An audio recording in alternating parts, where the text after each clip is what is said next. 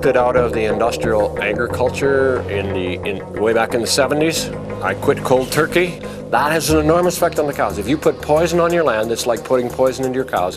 Now people noticing that there is a consequence with this cheap food policy, that they're actually getting sick from that food.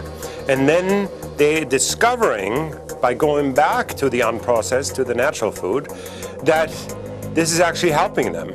We did have a comparison of GM with non-GM potatoes. It became clear that the GM had a slower growth.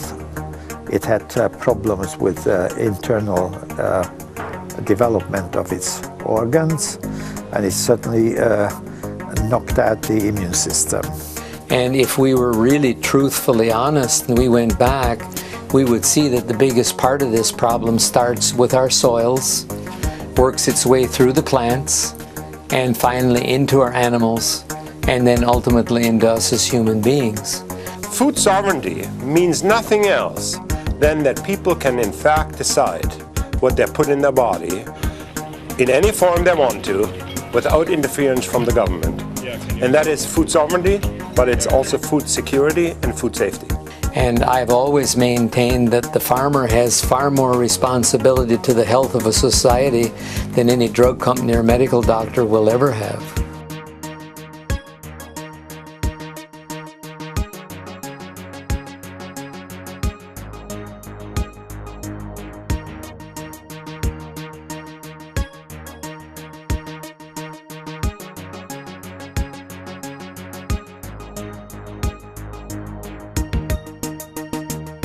Hydrogen was selected as one of the technologies to be developed to replace oil eventually. Ballard was to have fuel cells commercial by 2004.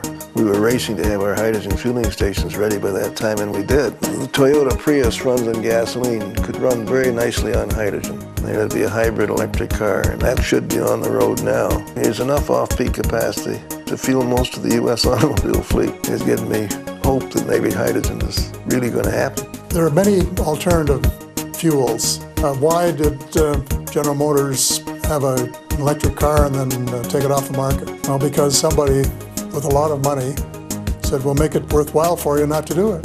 So as far back as 10 years, the Americans have developed zero-point energy and cold fusion, that it's there, that people know it's there.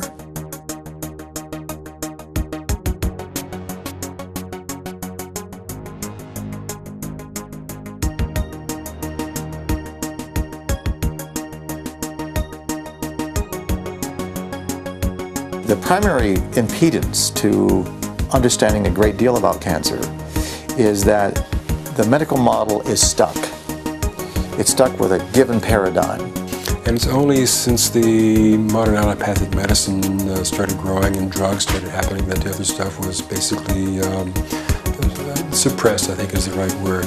The second feature is that there's a tremendous belief system in the medical model. What we have found is that various kinds of magnetic patterns can be just as effective as drugs, but the pharmaceutical companies don't support that kind of research. In fact, our data indicate they may actually try to impede it. Pulsed electromagnetic fields, the research in that began in the early 1920s, and it's been shown in study after study after study that these can be extremely beneficial when properly used.